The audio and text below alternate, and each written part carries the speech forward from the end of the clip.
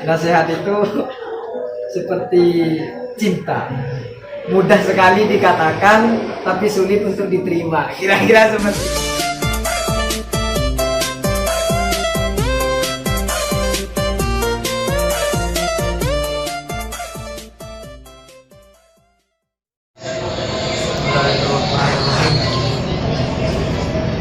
Alhamdulillahirabbil alamin wa bihi nasta'in ala umuri yaumiddin. Shallallahu wassalamu ala asyrofil anbiya wal mursalin sayyidina Muhammadin wa ala alihi wa sahbihi ajmain. Amma ba'du. Qala al-mu'allif rahimahullah ta'ala wa tamannafa bi ulumihi wa bi barakatihi fid dharain amin. Bismillahirrahmanirrahim.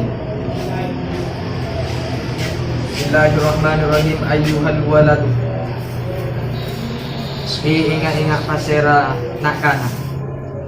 An-nasihatu sahlatun wal mushkilu qabuluha li'annaha fi madaki muttabi'il hawa murratun. An-nasihatu tining nasihat sahlatun panika kempang wal mushkilu bantining semelarat qabuluha panikah naremang isi nasihat li annaha karena seungkuna isi nasihat fi madaki muttabi'il hawa panikah dalam nyecep orang seanoro hawa nafsu murratun panikah pahit. Jadi di sini yang dimaksud an-nasihatu sahlatun wal mushkilu qabuluha bi annaha fi madha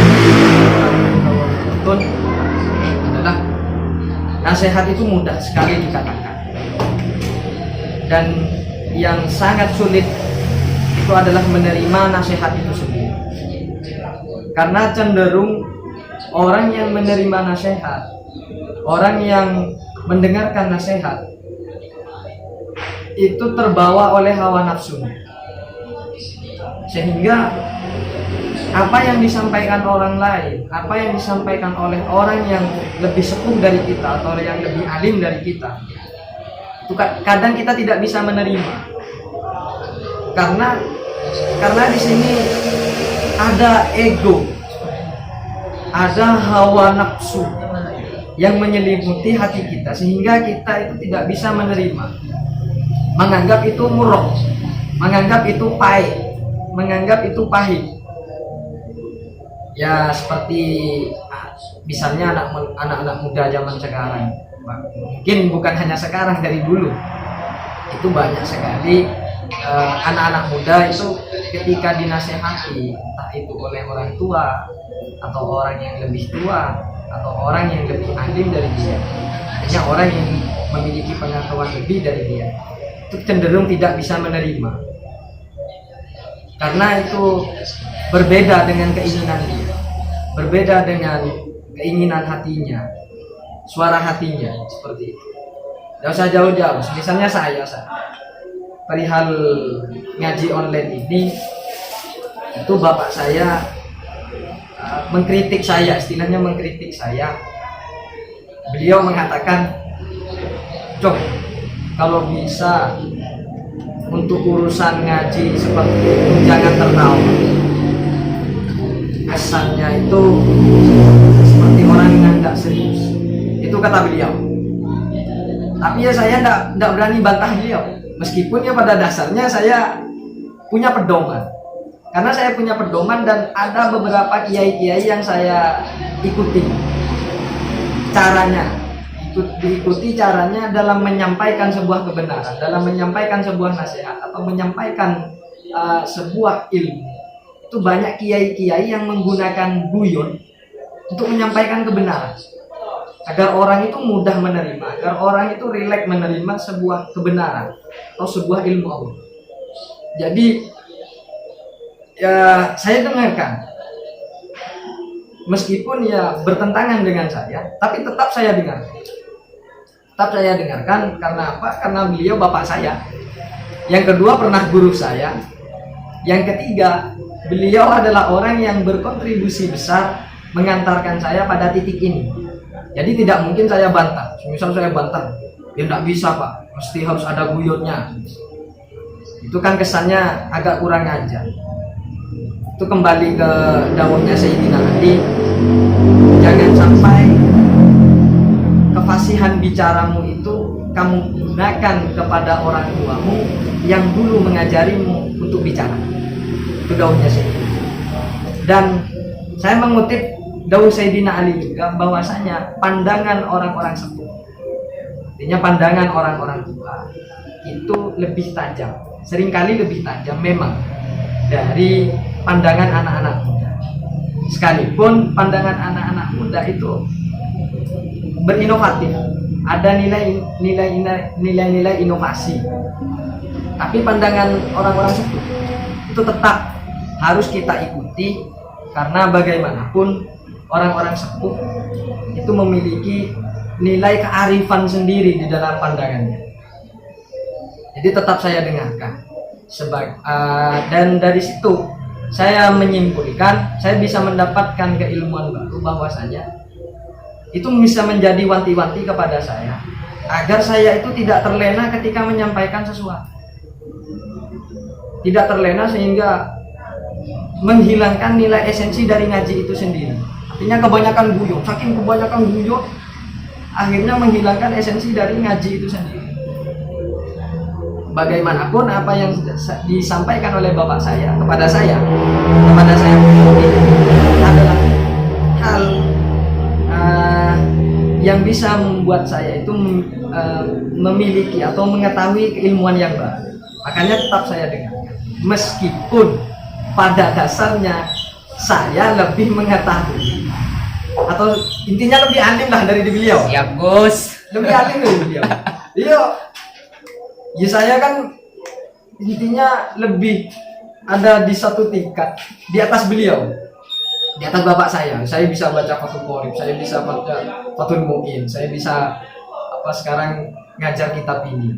Beliau belum tentu bisa, tapi ya saya tidak berani membantah beliau, karena kembali lagi kepada daunnya Sayyidina Ali tadi, jangan sampai kefasihan bicara kita atau keilmuan kita itu bisa kita gunakan untuk mengajari orang tua kita yang dulu mengajari kita bicara. Intinya seperti itu.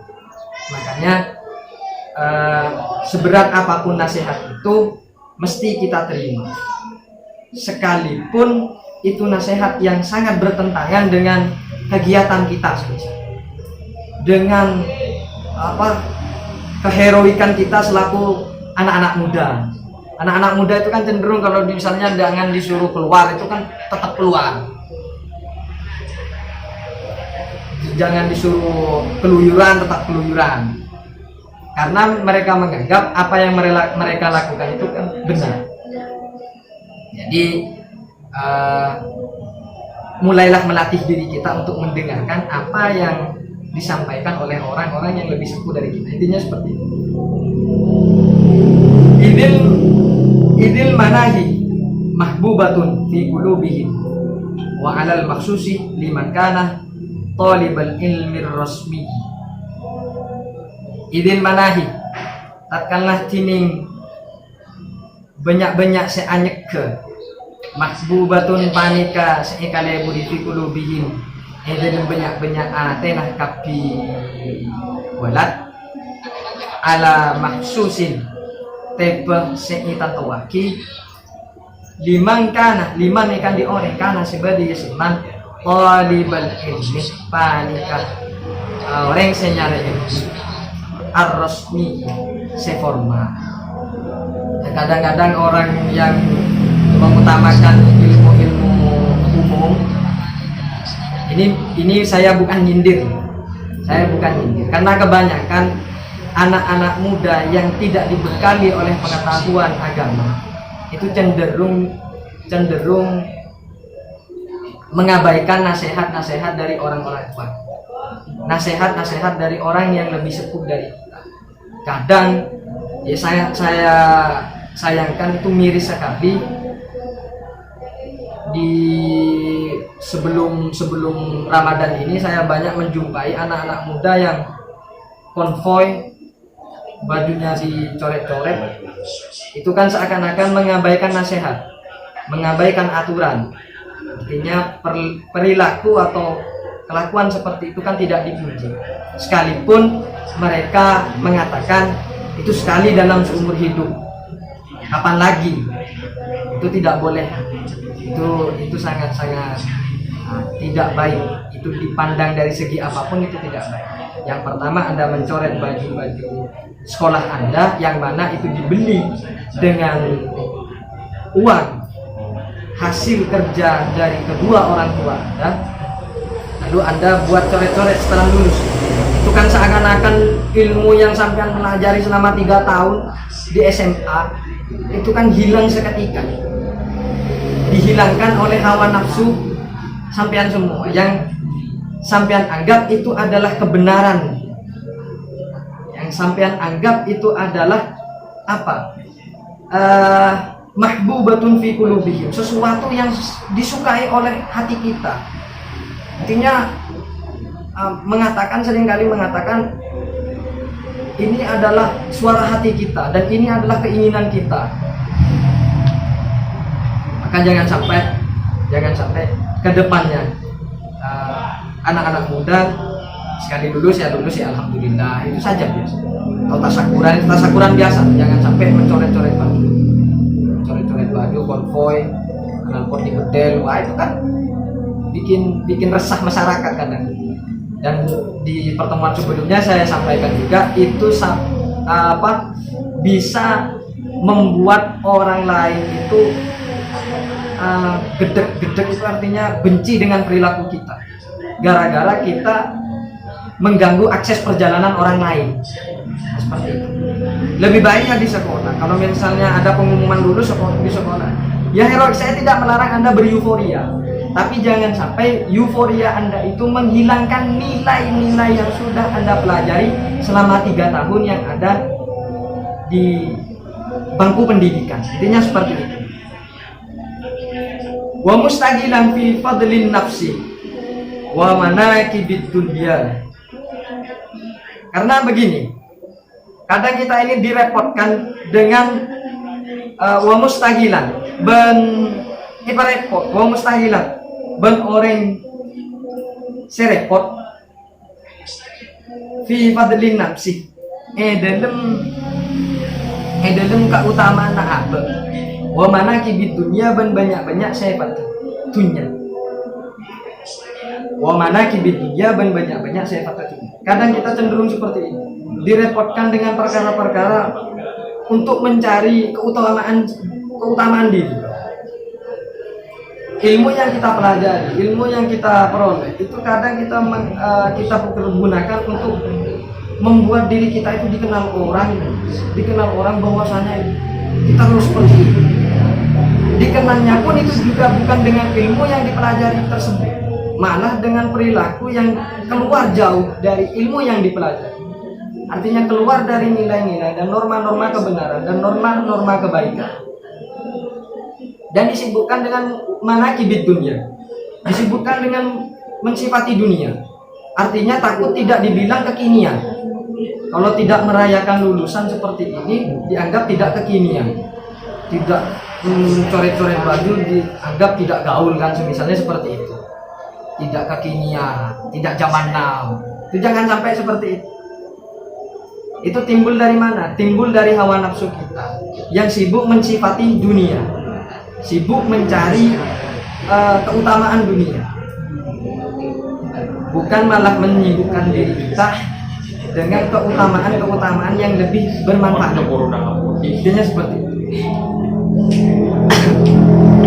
Fa'inna yahsabu anna ilmal mujarrad lahu sayakunu najatuhu wa khalasuhu fihi wa annahu mustawnin 'anil amali wa hadha i'tiqadul falasifati subhanallahil 'azim. Fa'innahu, maka seongkuna orang yahsabu panika mitong-mitong ya setan anal ilmah dan seongkuna ilmu al-mujarrad si sepiyaki lahu ikan iman saya kono maka bekal badah najatuhu panapah selamat teman wa qala suhuban pertolongan aman fihi edelem eman wa annahu ban soongkun aman mustaghnin panikah arsa cokop anil amali dari alakoh atau amal wahada bantini wahada tiqadu ban cining panikah itikat atau keyakinan wahada tiqadul falasifah bantining panikah keyakinan kaum falasifah. Yang dimaksud di sini fa'inahu yahsabu annal ilma yang ketika kita menghitung setiap pengetahuan kita dan kita merasa diri kita itu cukup dan bisa mendapatkan najah, mendapatkan keselamatan yang dimaksud di sini mendapatkan surga dan mendapatkan kholas yang dimaksud di sini tidak diadab, artinya selamat dari api neraka. Kan banyak sekarang orang yang rumangsanya kelihatannya seperti itu, merasa punya pengetahuan, kelihatannya tidak pantas dibakar di api neraka. Itu namanya hadun nafsi. Seperti apa ya? Banyak sekali. Saya temukan banyak sekali ketika banyak dari kalangan pemuda atau siapapun atau ustadz-ustadz yang bergaji dolar yang menganggap dirinya sudah merasa cukup dan dicap sebagai orang yang soleh, merasa tidak pantas sekali kalau dibakar di dalam api neraka. Tidak pantas dibakar di dalam api neraka. Gara-gara apa? Gara-gara menganggap ilmu yang sudah diperoleh itu cukup, dan ilmu yang diperoleh itu cukup sekali untuk menyelamatkan dia dari surga, menyelamatkan dia dari api neraka, dan dia pun harus diganjar dengan surga atas apa yang dia pelajari. Kira-kira seperti itu. Maka jangan sampai. Karena kenapa? Di sini keyakinan seperti ini, keyakinan yang seperti ini, artinya orang-orang yang menganggap ilmunya cukup, menganggap ilmunya cukup, pengetahuannya cukup, merasa sudah mendapatkan surga, merasa tidak akan dibakar di dalam api neraka, dan meninggalkan amaliyah. Di sini keyakinan orang tersebut sama seperti keyakinannya orang falasifah. Orang falasifah itu yang dimaksudkan falasifah itu adalah filsuf, kaum filsuf. Meskipun saya tidak mendalami filsafat, karena kenapa? Itu ilmu yang terlalu jelimet. Bagi saya itu ilmu yang terlalu bulat. Jadi saya tidak mendalami filsafat. Karena kenapa? Karena saya menganggap seperti itu tadi, bulat. Jadi saya adalah orang yang sangat minim sekali dalam pengetahuan filsafat. Kan saya pernah ditanya sama teman saya, kenapa enggak belajar filsafat? Enggak belajar filsafat karena terlalu bulat. Karena teman saya ini sangat suka sekali sama filsafat. Jadi teman saya itu ngecap saya itu goblok. Goblok sekali, enggak mau belajar filsafat. Ya, saya balik tanya kepada dia, orang yang menghindari sesuatu yang sulit itu pintar apa goblok? Sudah tahu sulit, terus dihindari, itu pintar apa goblok? Terus dia jawab pintar. Terus saya ini pintar apa goblok? Pintar katanya. Terus orang yang suka dengan perkara sulit itu pintar apa goblok? Ya, agak goblok. Jadi kamu ini ketika mendalami ilmu filsafat itu pintar apa goblok? Ya spontan dia jawab, wah kamu ini istilahnya membuli saya, kata dia. Yo setiap hari itu di pondok baca buku-buku tentang filsafat, Padahal saya yakinnya dia tidak terlalu paham. Sedia kopi hitam, rokok surya sambil rokokan biar kelihatan agak filosof. Agak filosof. Terus dilihat, ditanya, paham? Tidak paham. Ditanya paham atau enggak, itu saya yakin 80% tidak paham. Karena biar kelihatan agak filsuf dan menikmati kopi dan rokok saja. Biar apa ya istilahnya, malaikat telah abad pinter, biar kelihatan agak pinter lah, istilahnya seperti itu. Jadi mengapa saya tidak mendalami ilmu filsafat? Karena ilmu filsafat itu bagi saya terlalu bulat. Jadi ya saya hindari. Dan la ya'lamu hadal maghrur annahu hina hassala al-ilma id lam ya'man bihi takunul hujjatu alaihi akad. La ya'lamu tak ngamoni ini hadal maghrur paserah panika orang se kening tipu annahu dak saungkuna ya se maghrur hina hasolah tatkalana ngaselaki ya se al maghrur al ilmah daka ilmu id lam yakmal tatkalana tak ngamalaki ya se maghrur bihi daka ilmu takunu maka bada al hujjatu panah pahujjah alaihi tebaya se man talabal ilmah atau al maghrur akadah panikah lebih pokok, akadah panikah lebih kokoaki, akadah panikah lebih kokoh. Maksud di sini orang-orang yang tertipu dengan ilmu seperti itu menganggap amal itu tidak terlalu penting. Amal itu tidak terlalu penting. Sehingga menganggap dirinya itu ya cukup ketika tahu ya sudah. Karena Imam Ghazali sendiri itu sering sekali mengkritik para filsuf-filsuf. Mengkritik para filsuf-filsuf yang mensifati Tuhan itu dengan pikirannya sendiri. Itu kan tidak sopan. Kadang yang memikirkan Tuhan, mensifati Tuhan itu seenaknya sendiri, seenak jidat. Kadang kan saya pernah itu ditanya sama mahasiswa yang agak filsuf, agak filsuf, Allah itu di mana dan sedang apa? Allah itu di mana dan sedang apa? Dan langsung saya itu tanya balik kepada dia.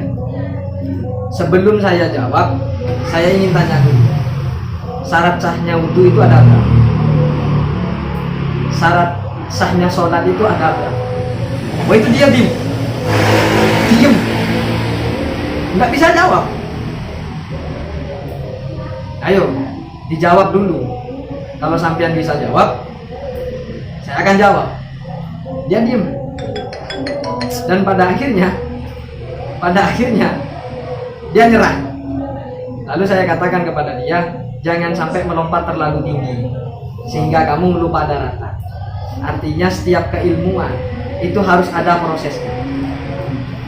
Dan kebanyakan orang-orang yang offset tadi, orang-orang yang terlanjur mendalami filsuf tanpa mengokohkan akidah, tanpa mengokohkan ilmu-ilmu syariat, itu cenderung terpeleset sampai mensifati Tuhan kan seperti itu. Saya punya kisah dari seorang ulama sufi kesukaan saya dan kesukaan orang seluruh dunia, mungkin banyak yang suka kepada beliau, yakni Abu Nawas. Raja Harun ar-Rasyid itu adalah raja yang sangat alim dan pintar. Raja yang sangat alim dan pintar. Suatu ketika Raja Harun ar-Rasyid itu merasa gelisah dengan keberadaan Tuhan. Beliau itu punya dua pertanyaan. Allah itu di mana? Kalau memang Allah itu ada, dia memihak siapa sekarang? Pertanyaannya, Allah itu sekarang sedang lihat siapa? Yang kedua, tengah-tengahnya bumi itu ada di mana? Tengahnya bumi ini ada di mana?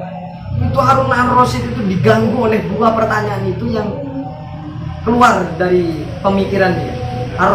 Raja Harun ar-Rasyid itu adalah raja yang sangat alim. Beliau sangat alim sekali.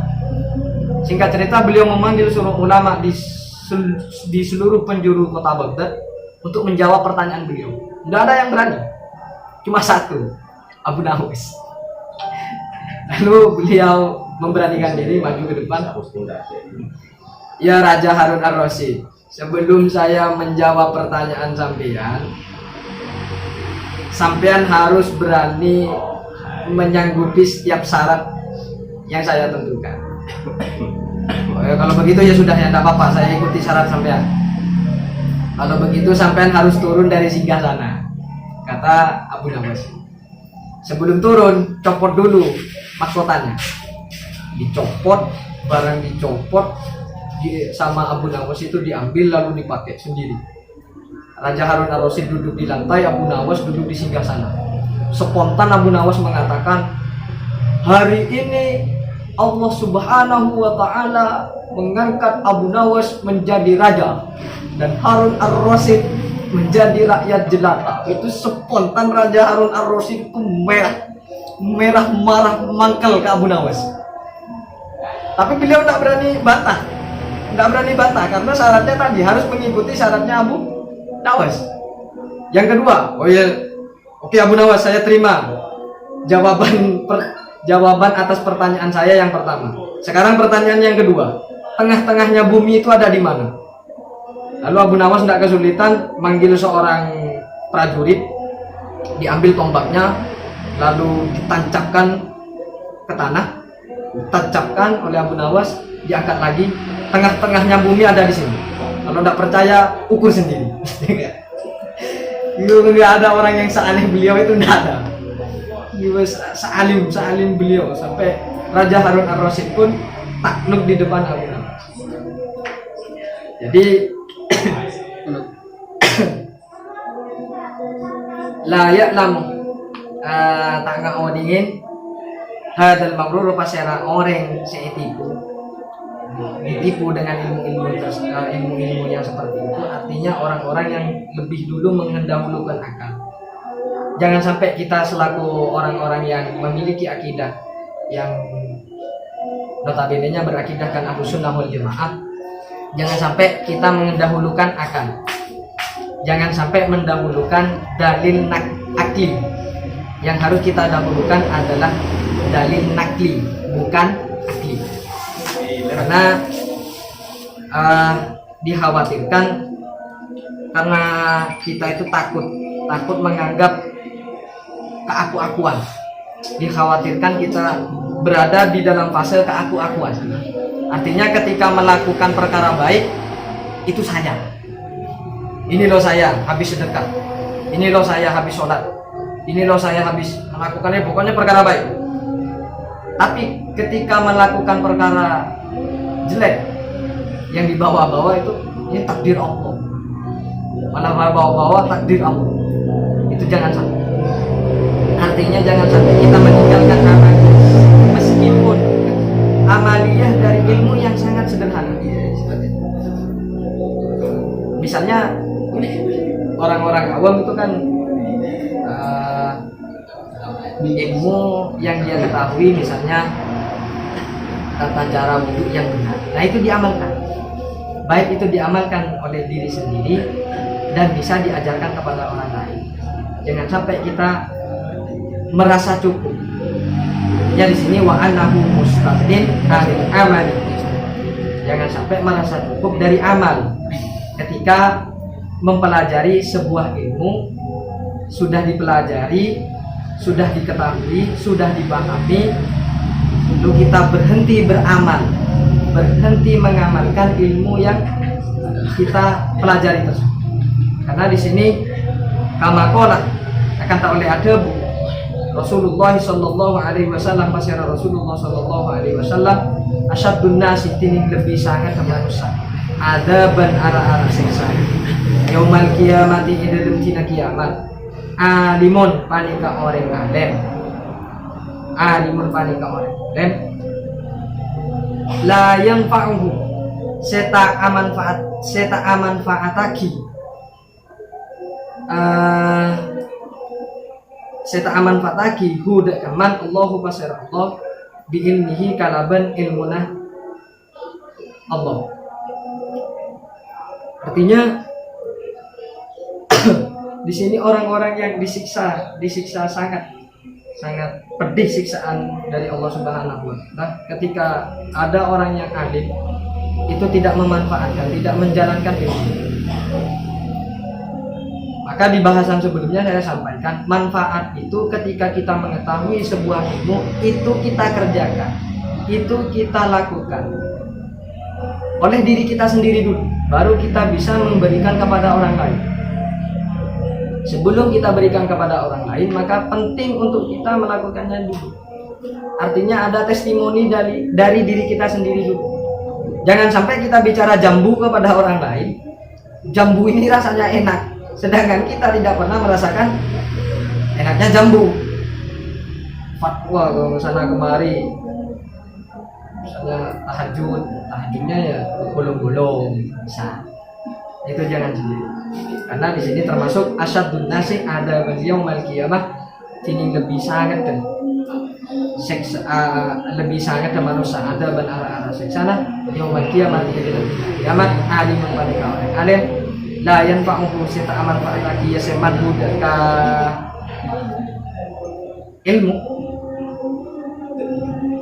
Allahu basira Allah ilmihi kalaban ilmunah yasamadu ilmihi kalaban ilmunah yasamadu la yanfa'uhu sita aman fa'ataki budak kamar Allahu basira Allah bi'ilmihi kalaban ilmunah. Jangan sampai kita tergolong orang-orang yang tidak mengamalkan. Saya itu pernah ditugas ke sebuah lembaga. Ada seorang kiai kampung. Saya itu jujur orang yang sangat demam panggung. Selama hampir setengah tahun itu saya tidak pernah ngisi pengajian muslimat. Karena itu tadi demam panggung, pokoknya demam panggung. Ketika megang mic itu seperti gempa bumi. Gempa bumi itu. Jadi saya tidak bisa memberanikan diri. Akhirnya oleh kiai itu nama kiai Haji Abdul Rahman.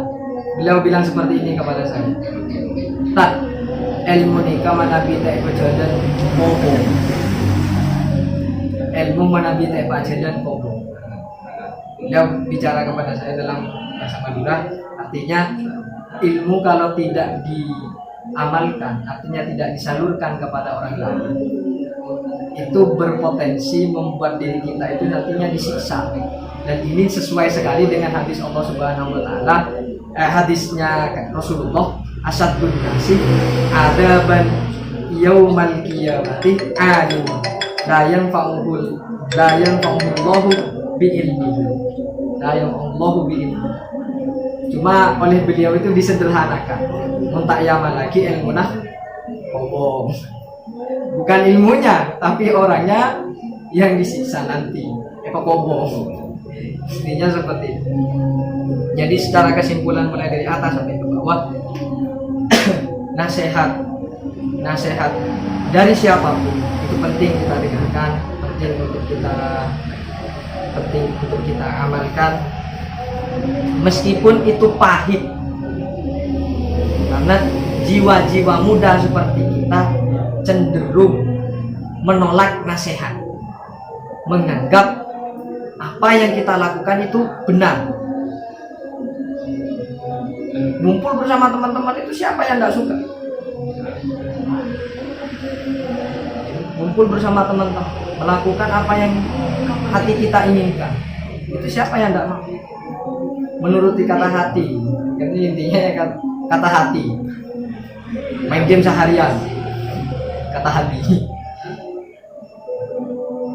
Dan ketika dinasehati, itu aku nggak mau jatuh. Wah, intinya tidak mau mendengarkan. Mulailah melatih diri kita sedari sekarang.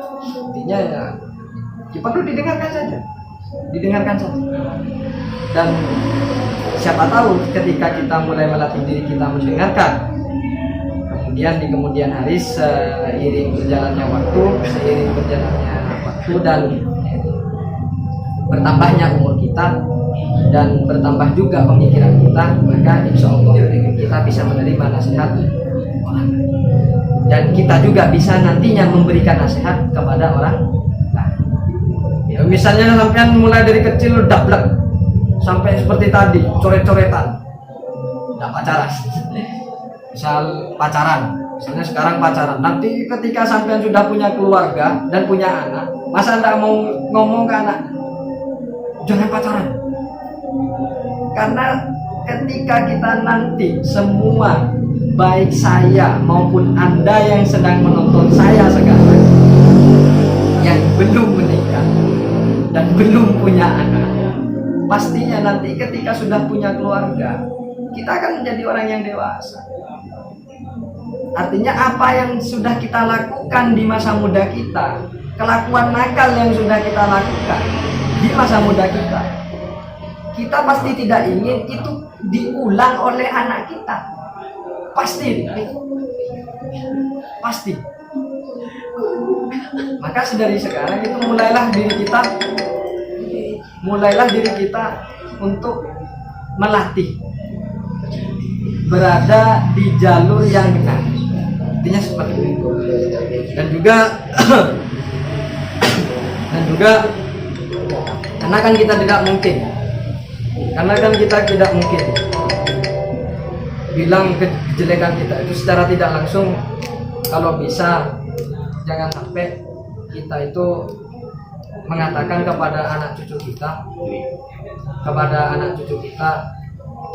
dulu bapak itu di pondok sering melanggar komunis, bapak itu sering begini, bapak ini tidak mungkin, karena itu berpotensi apa ya, menjadi cerminan kepada mereka. Dan ketika mereka melakukan itu, bisa juga kita marah, karena mereka pasti bilangnya seperti ini, bahwa bapak dulu sama. Maka dari sekarang kita harus melatih diri. Yang kemarin bajunya dicoret-coret itu kalau bisa disimpan dengan rapi. Jangan sampai nanti ketika Anda semua memiliki keluarga, jangan sampai ketahuan anaknya. Karena itu pasti Anda malu sekali. Dan tentang aman, tentang ilmu yang kita peroleh, yang kita dapatkan, harus kita amankan, meskipun itu sedikit dan tidak disalurkan kepada orang lain, setidaknya kita amalkan kepada diri. Artinya ilmu yang sudah terlanjur diberikan oleh Allah Subhanahu wa Ta'ala kepada kita pelajari, lalu kita amalkan sendiri. Setelah itu barulah kita bisa mengamalkannya, bisa menyalurkannya kepada orang-orang di sekitar. Tidak usah skala yang besar, skala yang kecil. Kalau Anda punya adik, bisa diajarkan kepada adik. Kira-kira seperti itu. Kembali lagi kepada nasihat. Nasihat ini ya sama seperti itu. Kalau dikias ke bucin-bucin sekarang, bucin-bucin sekarang, nasihat itu seperti cinta, mudah sekali dikatakan tapi sulit untuk diterima, kira-kira seperti itu. Jadi mungkin itu saja yang saya bisa sampaikan pada malam ini. Mohon maaf sebelumnya tidak bisa ngisi karena sakit. Sekian dari saya, kurang lebihnya mohon maaf. Akhiran wallahu muwaffiq ila aqwamit thoriq. Wassalamualaikum warahmatullahi wabarakatuh. Wa ruwiya annal Junaid qaddasallahu sirrahu wallahu a'lam bishawab.